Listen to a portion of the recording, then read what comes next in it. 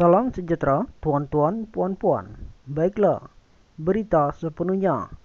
Bekas Perdana Menteri Dr. Mahathir Mohamad berkata, dia melantik Tommy Thomas sebagai Peguam Negara kerana dikenali sebagai tidak berat sebelah, namun persepsinya berubah sebaik sahaja Thomas menerbitkan buku memoirnya.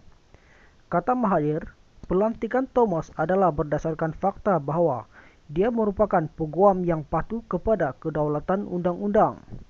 Mahathir berkata hanya apabila Thomas menulis buku My Story Justice in the Wilderness barulah dia mula menyuarakan pendapatnya. Pelantikannya dilakukan sebelum dia menulis buku itu. Kami tahu pada masa itu bahawa dia seorang peguam yang berpegang kepada kedaulatan undang-undang. Jadi dia dilantik kerana dia dikenali untuk itu. Beliau tidak berat sebelah memihak kepada kerajaan, malah dia sangat mengkritik saya semasa saya menjadi Perdana Menteri. Dia tidak berat sebelah sebab itu dia dilantik, kata Mahathir, yang cubaannya membentuk kerajaan perpaduan di bawah pimpinannya mencetuskan langkah Sheraton yang menyebabkan kerajaan Pakatan Harapan tumbang. Mahathir berkata, jika dia boleh membuat keputusan itu semula, dia akan melantik seseorang yang tidak berat sebelah.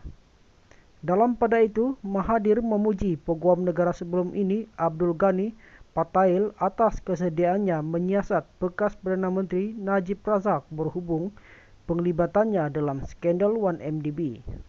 Mahathir berkata, apabila Najib tahu mengenainya, dia memecat Abdul Ghani dan segera melantik Muhammad Apandi Ali.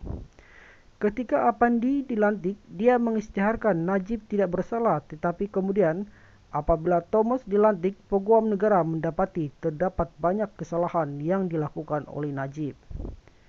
Thomas telah melihat bukti memutuskan bahawa ini mesti dihantar ke mahkamah.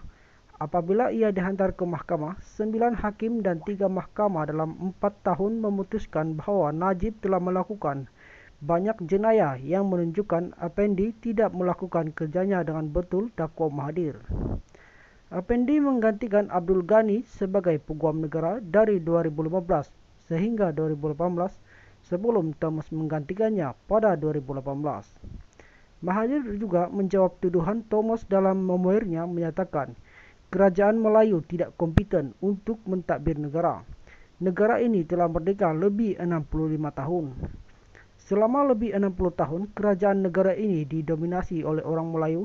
Ia menjadi harimau Asia dan menunjukkan prestasi terbaik dari semua bekas tanah jajahan British.